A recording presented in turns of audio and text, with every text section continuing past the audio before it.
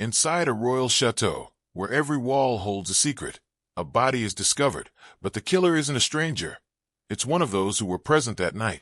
When Poirot first saw the bloodstains beneath the chandelier, he knew instantly. This was no ordinary murder. This was revenge. It is one of the peculiarities of my friendship with Hercule Poirot that peace and quiet rarely last long. The man has a genius, of that no one doubts. But with genius, as I've often found, comes a certain magnetic attraction for trouble. Even when we intend nothing more than a quiet holiday, fate has a way of intervening. In December of 1925, Poirot declared that he had been overexerting the little gray cells and must absolutely take a rest. A man must not be a slave to brilliance, Hastings, he said solemnly, folding his napkin after breakfast one cold London morning. Even I, must retreat sometimes into comfort and calm. As luck would have it, a letter arrived that very afternoon from Monsieur Giraud, a retired magistrate, and an old acquaintance of Poirot from his early days in France. Giraud had recently taken up residence in the village of Saint-Fort, a sleepy corner of Dordogne, and suggested that Poirot join him for Christmas and New Year's. The air was bracing, he said, the food excellent, the wine even better, and the pace of life slow. Perhaps at last, slow enough to soothe even the great detective's nerves. Charming, I said, when Poirot handed me the letter. You could do with a bit of quiet excitement. And so, we departed England a few days before Christmas, taking the boat train to Paris, and from there, journeying south by railway through the Loire Valley and into the gentle hills of the Périgord. As we traveled, the scenery changed, from gray to white. Frost-tipped trees, snow-covered fields, slate roofs dusted with powder.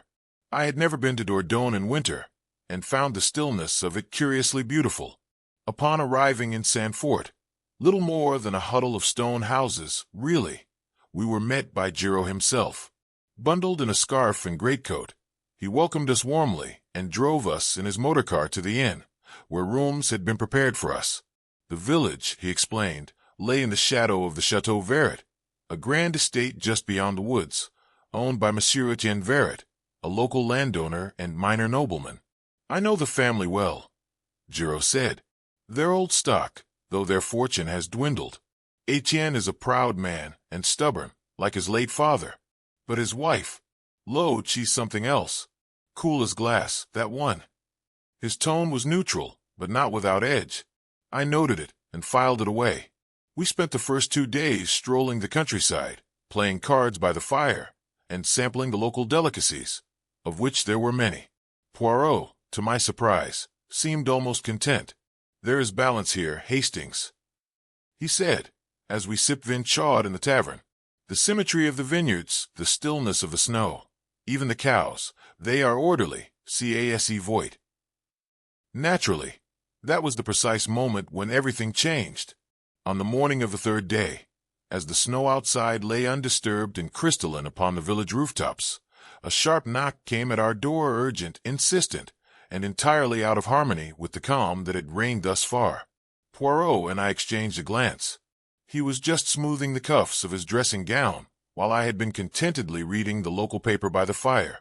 It was early still, and we had not expected company. I rose to answer it, and there stood Monsieur Giraud, hat in hand, his overcoat dusted with frost, and his complexion several shades paler than it had been the evening before. Though he was a man generally possessed of calm, judicial reserve this morning, he wore the unmistakable mask of agitation. "I beg your pardon for the intrusion," he said in a low voice, stepping inside as I ushered him from the cold. "But there has been a development of some gravity." Poirot, who had already risen to his feet, narrowed his eyes with sudden intensity. "A development, you say? Do not keep us in suspense, mon ami. Has there been a crime?" Giraud hesitated, pressing his lips into a thin line. "Worse, I fear. A death." The air in the room seemed to constrict at once. Poirot's expression shifted subtly, from interest to concern, and then to that unmistakable sharpness which always marked the beginning of a case. With no further prompting, I rang for coffee, and we bade Giraud sit. He remained standing. "It is Étienne Vernet," he said finally, "the master of the Château." He died in the early hours of the morning, quite suddenly, quite violently. Poirot tilted his head. Mon Dieu, an accident. The attending physician does not believe so. Giraud replied grimly. The symptoms, he says, suggest something far more sinister: vomiting, seizures, labored breathing. He suspects poisoning. Poirot's brow furrowed. And the local authorities? I called the inspector myself. Giraud answered, his voice heavy. But as I feared, his attentions have already fixed themselves upon Madame Lode. I must confess, I started at that. His own wife? That's rather a bold conclusion.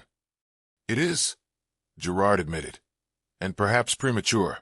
But you know as well as I do how easily the specter of inheritance clouds judgment, particularly in provincial minds already prone to suspicion. He glanced at Poirot, then added slowly, I have known the Vernet family for many years, and though I cannot say with certainty what lies beneath the surface, I do know this. When money, property, and blood are entwined, the truth is rarely simple.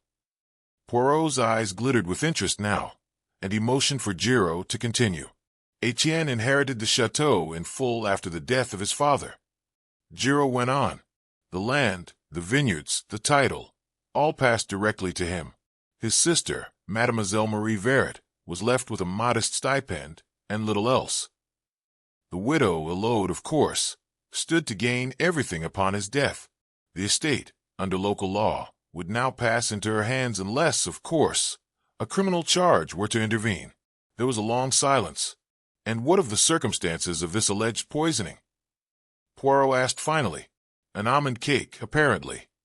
Giraud replied. Prepared by Élodie herself the previous evening. A family recipe. Only Étienne ate of it. The others declined. He was taken ill not long after supper, and never recovered. The staff are already whispering, and the inspector is only too eager to believe them. I gave a low whistle. That's rather damning. Poirot raised a finger. No, Hastings. It is not damning, it is convenient. Too convenient, perhaps. Almonds, after all, are the scent most notoriously associated with cyanide. It is the first thing even the most unimaginative constable would notice. He turned to Gerard. My friend, you have done well to come to me. I do not like coincidences. They are the laziest of lies. He stood, brushing an invisible fleck from his sleeve. It seems, Hastings, that our restful holiday has taken on a rather different character. The château awaits, and I believe Madame Élodie Vernet will soon require the services of Hercule Poirot. The Château Vernet emerged through the mist like something torn from the pages of a Gothic romance, its towers stooped with age, its ivy-clad walls black against the blanket of snow. As our motor-car crunched up the long gravel drive, the house loomed ahead of us, silent and statuesque, the great fir trees lining the path casting long, ethereal shadows across the grounds. We were met at the entrance not by a servant, but by Mademoiselle Marie Vernet, the late monsieur's sister, a tall, sallow-faced woman with sharp cheekbones and the air of one who had been perpetually disappointed by life. Her mourning attire, though not yet fully in place, was already present in the severity of her black gloves and the funereal pin at her collar. You are the detective? She asked, her eyes darting with suspicion toward Poirot. Poirot inclined his head with courteous precision. Hercule Poirot, at your service. And this is my friend and associate, Captain Hastings. She offered no hand, only a slight nod, and stepped back to allow us entry. The entrance hall was large, stone-flagged, and faintly echoing. A fireplace gaped cold and empty on the far wall, above which hung a portrait of an austere gentleman, with the unmistakable eyes of Étienne Vernet. Everything bore the smell of old wax and older secrets. I assume you're here at the request of Monsieur Giraud, Marie said, as she led us through the gallery, her heels clicking against the polished floor. I suppose it was only a matter of time before outside interference was brought in. Madam, Poirot said gently, I am not here to interfere, only to observe, and perhaps to see what others have missed. We were shown to the small salon, a handsome room of brocade and dark wood, where the widow awaited us. Madame Élodie Vernet rose from a settee as we entered, composed but pale. She was striking, Not beautiful in the conventional sense, but elegant in that effortless way French women seem to possess as a birthright. Her hair was dark and coiled at the nape of her neck. Her eyes, a stormy gray, held a quiet intelligence behind their veil of grief. "Monsieur Poirot," she said softly, "they tell me you have come to ask questions. If you are willing, madam." She gestured for us to sit. I watched her closely, expecting some hint of agitation, a tremor of the hand, a defiance in the eyes. But she bore our scrutiny with calm resolve. She poured tea as if entertaining guests, not as a woman under suspicion of murder. Just then, the heavy wooden door creaked open once more, and a stout man in a threadbare uniform entered briskly, his face flushed with the chill and excitement of his task. Inspector Duval, the local magistrate, had arrived, with a mixture of official pomp and palpable impatience. He greeted Poirot with a curt nod, and immediately launched into a report, his voice brisk and eager. "Monsieur Poirot, the evidence is clear. Poisoning, without question. Madame Élodie is the prime suspect. The family is restless, and justice must be swift." Poirot, however, met his zeal with calm poise, replying quietly, "Inspector, justice requires patience, and truth requires proof." Duval's glare flickered briefly, but he said no more, standing stiffly by the window as the tension in the room deepened. "My husband," Élodie began, "retired to bed at 9 o'clock. He had complained of a headache and some discomfort after supper. At midnight, I was awakened by his cries. He was in agony. I summoned the doctor at once, but by the time he arrived—" She drew in a shallow breath. It was too late. Poirot leaned forward slightly. "And the supper? It was said to have included a cake." "No, yes. I made it myself. A gâteau d'amande, almond cake. Étienne was fond of it." Her gaze did not waver. "But it is absurd to think I would poison my own husband with a cake I served him in full view of the household. There were 4 people in that room, yet only one partook. He insisted. The rest of us had eaten earlier. He was late returning from town." "May I ask," Poirot said, "who else was present?" "My sister-in-law, Marie, our housekeeper, Claudine, and the cook, Madame Jave, who brought the dish in. All will confirm what I have said." Poirot gave a faint nod. "Forgive the question, madam, but had your husband enemies? Any recent quarrels? Financial distress, perhaps?" A flash of something crossed her face. Distaste, perhaps, or hesitation. "He was not a man given to peace, Monsieur Poirot. My husband was proud, arrogant, and often cruel, but he kept his affairs in order, or so he claimed. As for enemies, if there are any, they do not reside under this roof." There was a brittle silence. She folded her hands in her lap, one thumb unconsciously circling the other. "You must understand," she said at last. "There was no love lost between us. I married Étienne because I was expected to. He needed a wife, and I needed security. That is how such marriages are made." Her voice held neither shame nor sentiment, only fact, stated plainly. It was more unnerving than if she had wept. Poirot nodded slowly. "And yet, it is you who inherits everything." Élodie held his gaze without flinching. "Yes, by his will, the château and estate passed to me, as is customary." I muttered under my breath, barely audible. "That does make things very convenient." Her eyes flicked toward me sharply. "Do you think I had a hand in my husband's death, Captain Hastings?" I cleared my throat, feeling suddenly awkward. "I'm not one to jump to conclusions, madam. I'm here to listen and to learn, not to accuse." She regarded me steadily for a moment before replying. "That is more than I can say for most." When we finally rose to leave the salon, the chill in the corridor seemed to deepen, the pale winter light casting long, somber shadows. Inspector Duval remained close behind us, his eyes sharp and restless, betraying his eagerness to conclude the matter swiftly. Poirot paused beside a faded tapestry, running a finger lightly over its worn threads, as if lost in thought. "Well, Hastings," he said softly, "tell me, what do you see?" I glanced back toward the room, where Madame Élodie still lingered, her composure unbroken. "She's clever," I said quietly, "unemotional, controlled. If she is guilty, I doubt she will ever confess. Poirot gave a faint smile. Ah, but confession is not always needed. Truth has many avenues, some paved in logic, others in vanity. Why poison? To avoid blood. Too clean a death for a crime of passion. He looked at me meaningfully.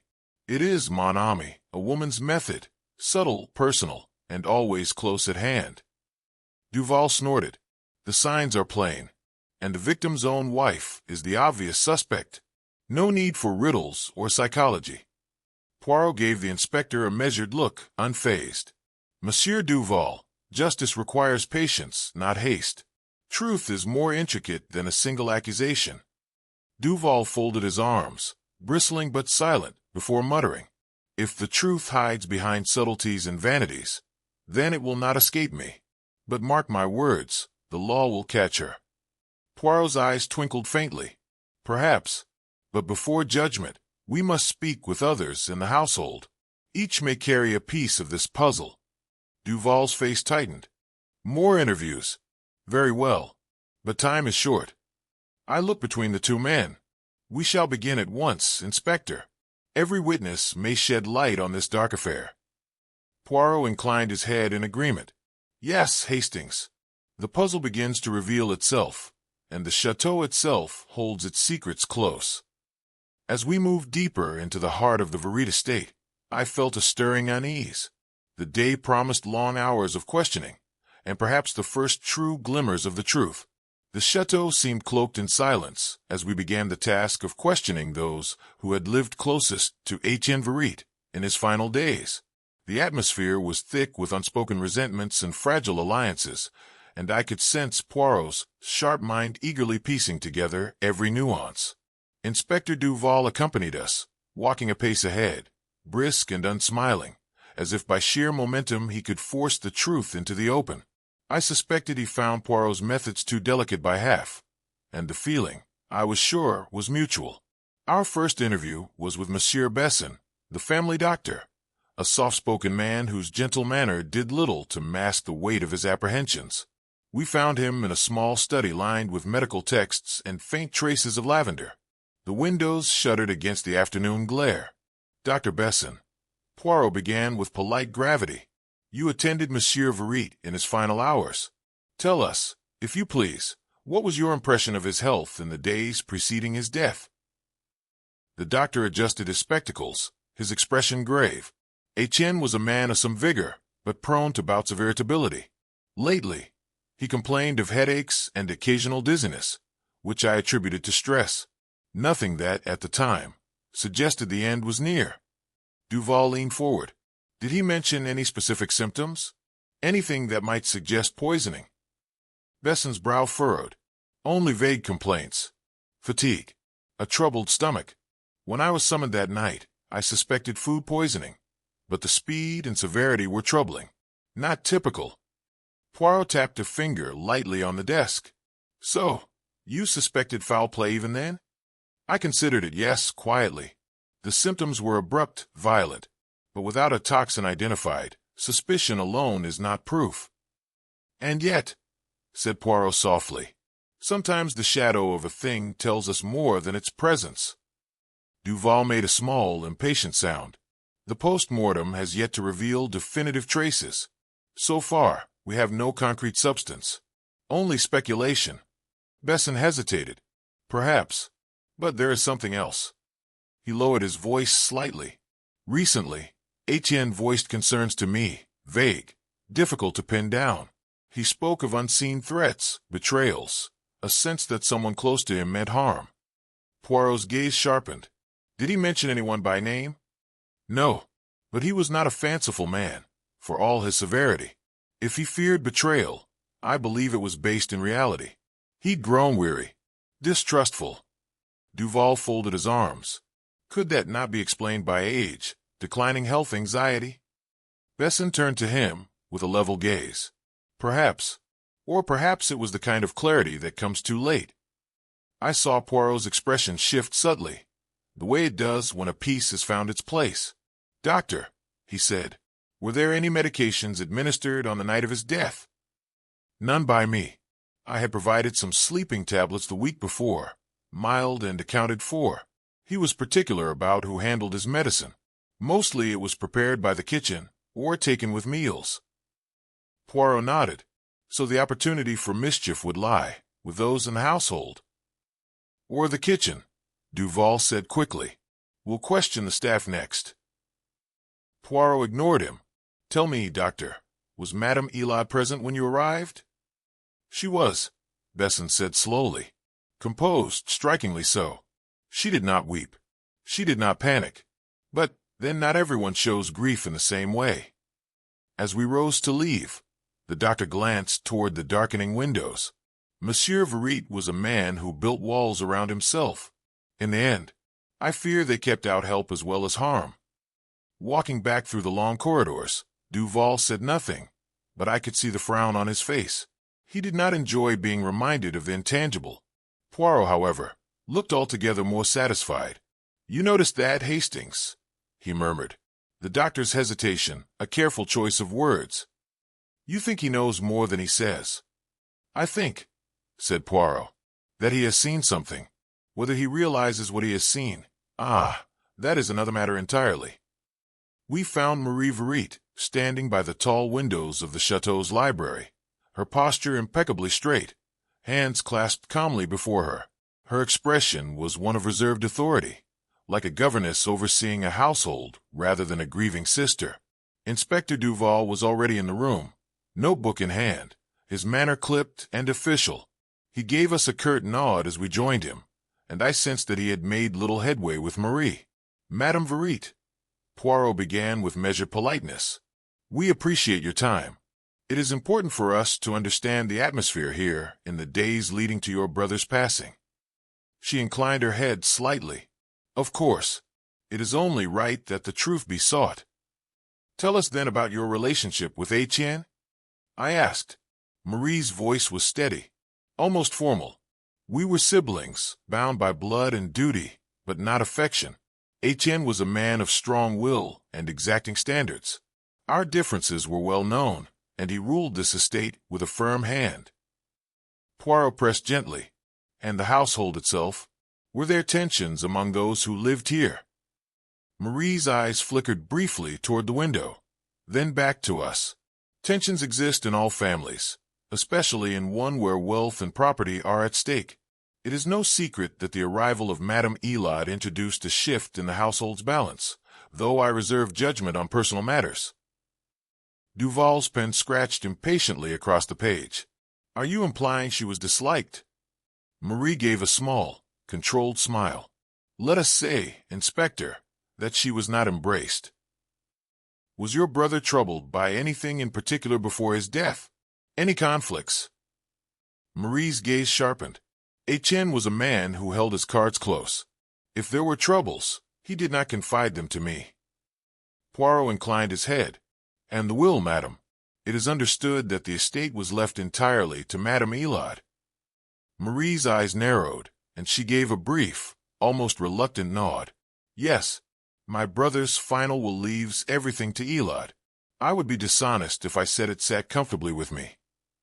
Her voice carried a sharp edge, tinged with bitterness at Élodie's sudden elevation. To me, Élodie has always been little more than a stranger, an outsider, married in for convenience rather than affection. And now, to see her installed as the sole mistress of the Château, it is a bitter pill to swallow. Poirot's gaze was steady. I could see him watching Marie's every expression with quiet intensity. She has had some time since her marriage, Marie said quietly, to grow acquainted with those who manage the estate. Ry Charvet, the steward, is among them. There are murmurs, nothing spoken openly, that their connection may have been somewhat closer than one might expect. Her voice softened, but the meaning remained clear. A man well placed within the household, and a woman who stands to inherit much. If one were to consider possible motives, such a bond might raise questions. Duval's eyebrows rose. Are you suggesting an impropriety? I suggest nothing, she replied evenly. But I have observed their frequent discussions, their ease in one another's company. In a household like this, such things are noticed.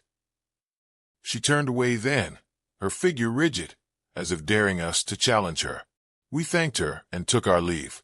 Duval said nothing until we were halfway down the corridor. "She's bitter," he muttered. "Jealous, perhaps. These rumors about Charvet, nothing solid." Poirot raised an eyebrow. "No, Duval. But sometimes the bitterness contains a kernel of truth, and it is not what one says, but what one chooses to say instead, that reveals the deeper current." As we descended the grand staircase, I glanced back toward the library doors. Marie Verret stood as she had before, upright and utterly alone. Madame Jave was in the Château's vast kitchen, a room heavy with the scent of herbs and fading embers on the hearth. The cook was a stout woman of middle age, her hands still dusted with flour, her face framed by a tightly pinned white cap. She regarded us with a weary eye, as if accustomed to guarding the Château's secrets as jealously as its silverware. "Madame Jave," Poirot began gently, "you prepared the supper on the night Monsieur Verne fell ill?" She nodded, folding her large hands before her. "Yes, monsieur. I remember it well. Madame Élodie asked for a gâteau d'amande, an almond cake she wanted to serve to Monsieur Verne after dinner. Did you notice anything unusual in the kitchen that evening? Anything out of place?" The cook shook her head firmly. "No, monsieur. The ingredients were fresh, and everything was prepared as usual. I would never allow anything to be amiss in my kitchen." "Was Madame Élodie present while the cake was prepared?" "She supervised, tasting the batter, instructing me on the almond essence. She was quite particular." "And who else ate from the cake?" Madame Jave hesitated, then replied, "Only Monsieur Verne. The rest of the household had already eaten earlier. When he joined us for the delayed supper, he insisted on having a piece of the cake, despite my warnings about his stomach troubles." "Warnings?" Poirot asked. The cook's eyes flickered with concern. Monsieur had been complaining of stomach troubles all evening. I told Madame Élodie it might be better not to give him the cake, but she was determined. Duval scribbled something quickly. "You mean she insisted?" The cook's mouth pulled into a tight line. "She said it would cheer him up, that it was tradition. I warned them both. He ate it anyway." Poirot's gaze sharpened. "Did you observe any quarrels or tensions in the household that evening?" Madame Jave's gaze dropped for a moment. "Tensions? Always. This house has more silence than conversation. But that night? No, nothing I could name." She hesitated. "Though," Duval prompted sharply, "there was a moment before supper. I saw Madame Élodie speaking with Monsieur Charvet in the herb garden, close, quiet. It wasn't my place to listen, but they were familiar."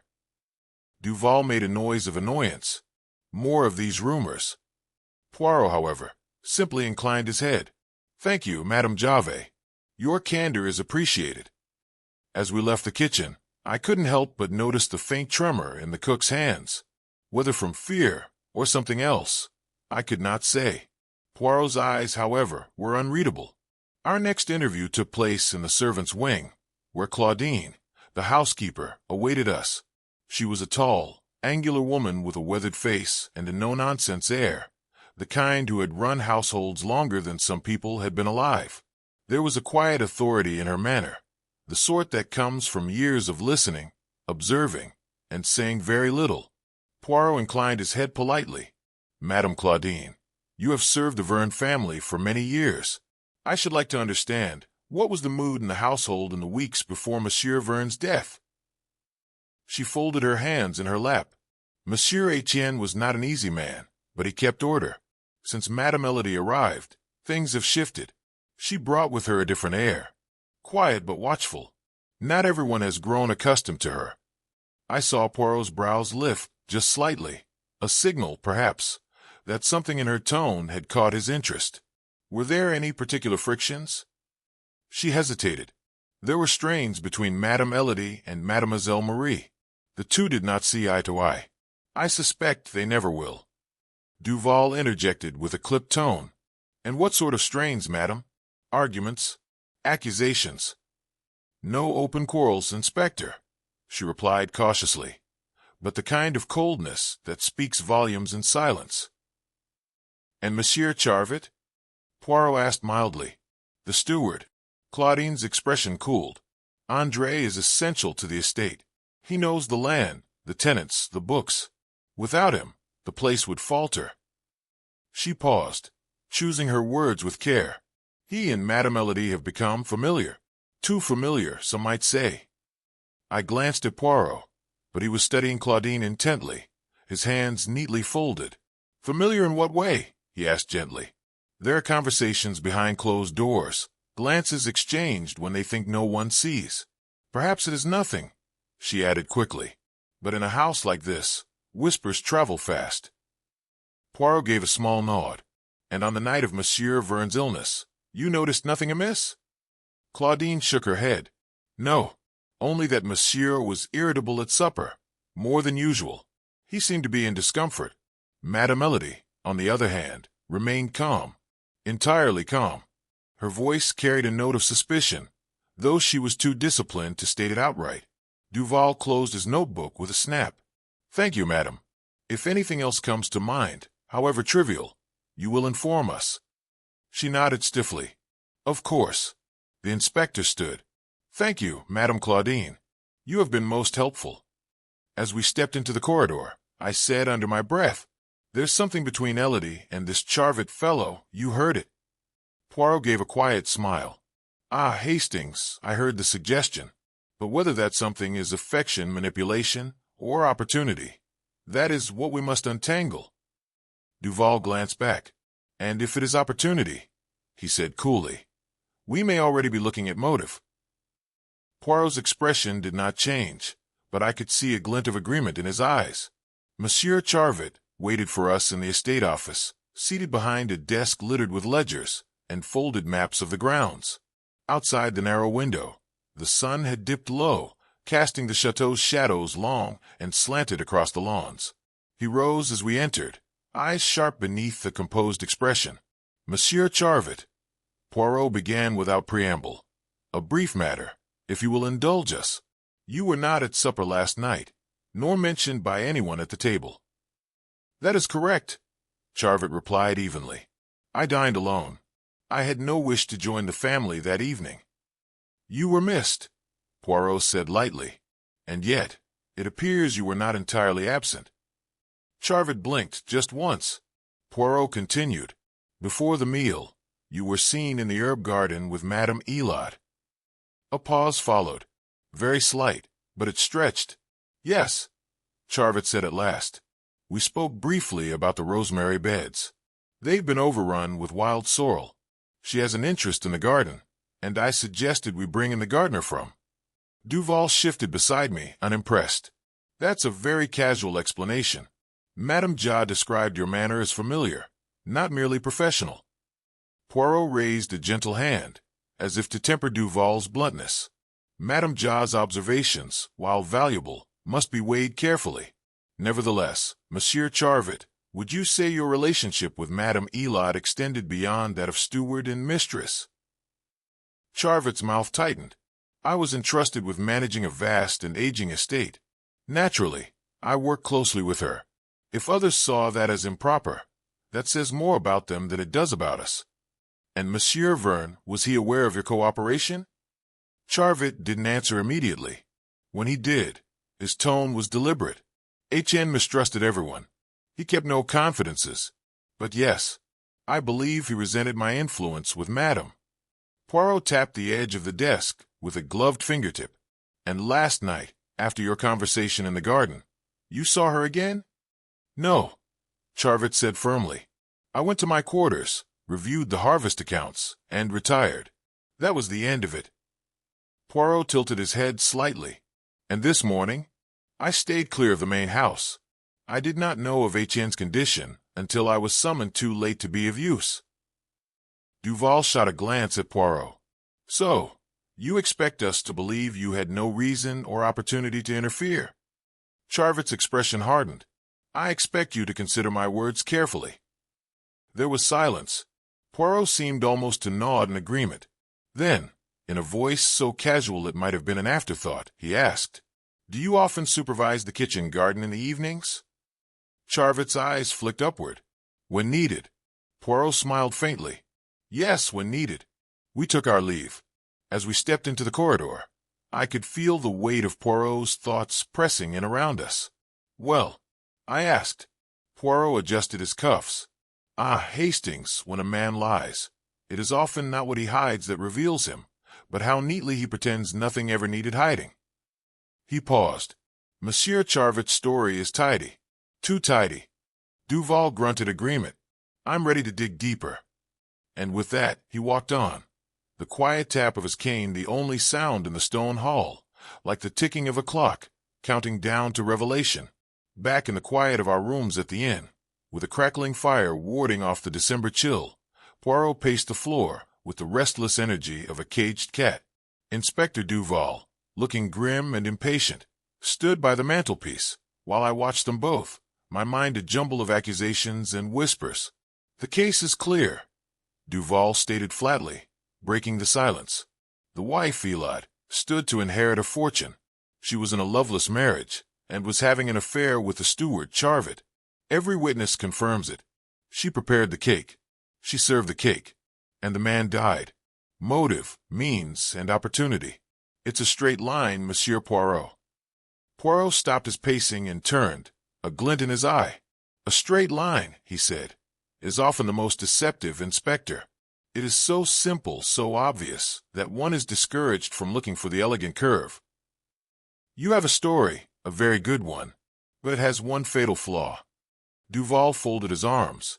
"And what might that be?" "The timing, mon ami," Poirot said, tapping a finger in the air for emphasis. "The timing is all wrong. Consider the evidence of your own witnesses. Madame Ja, the cook, Claudine, the housekeeper. They are both quite clear. Monsieur Verne was already unwell before supper. He was irritable and discomfort. Madame Ja explicitly warned against him eating the rich cake for that very reason. I sat forward, but he did eat it, and then he died." "A prey, Hastings, not a cause," Poirot corrected gently. "Not because of the poison. The doctor tells us it was swift and violent in its final manifestation, yet the symptoms were already beginning before he ever touched the fork to the cake.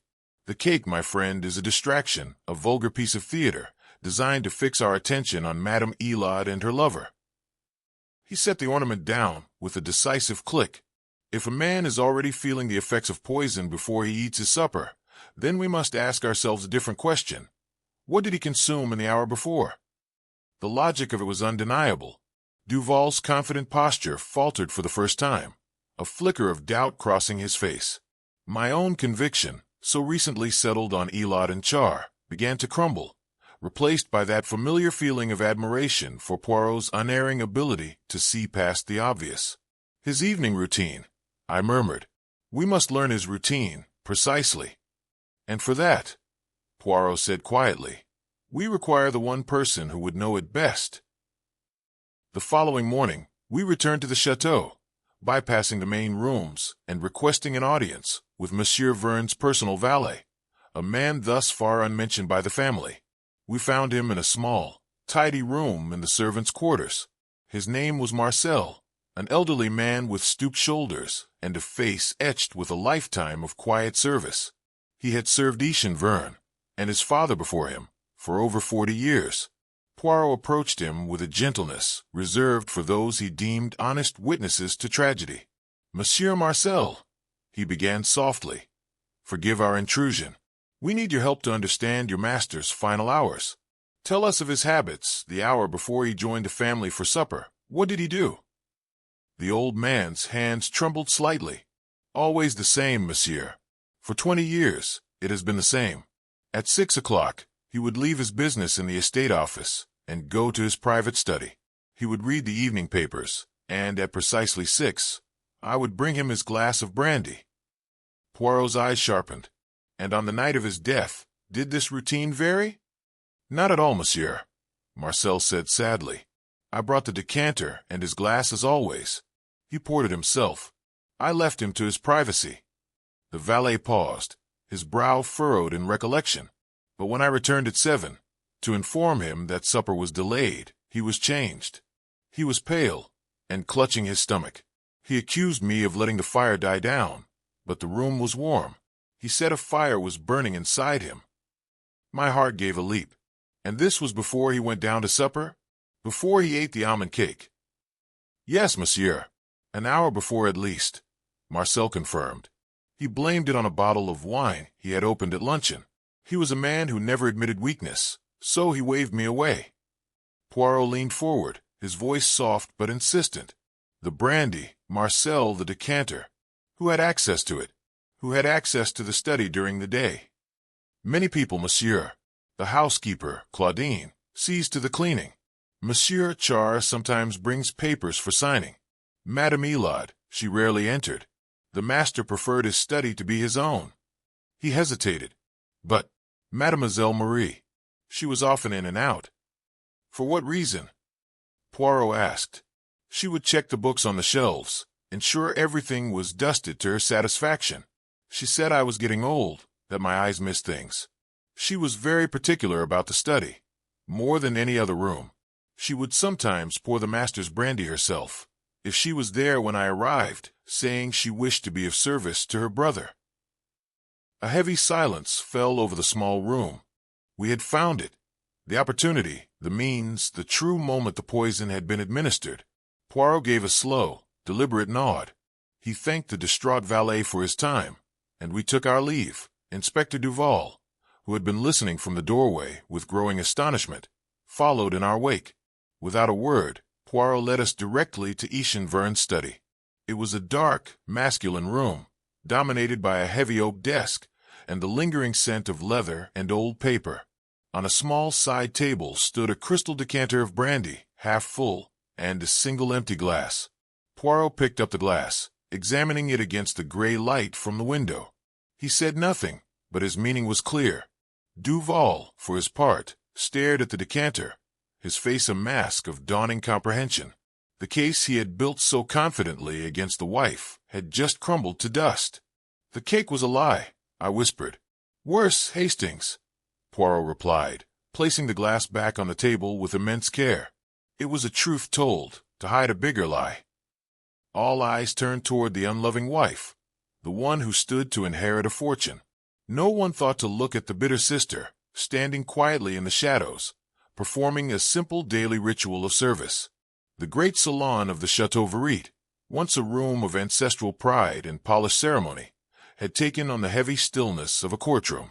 Outside, the winter dusk clung to the leaded glass like a shroud. Inside, the fire crackled with a kind of nervous energy, throwing long shadows against the paneled walls. By Poirot's instruction, chairs had been arranged in a deliberate semicircle before the hearth. At first glance, it might have seemed a gesture of civility, an invitation to sit, to speak. In truth, it was the theater of revelation. Inspector Duval stood grim-faced beside the window, his arms folded tightly across his chest. Élodie sat nearest the fire, her face pale but composed, hands folded in her lap like an effigy in marble. Henri Charvit loomed behind her, jaw set, eyes unreadable. Dr. Besson watched from the corner, his expression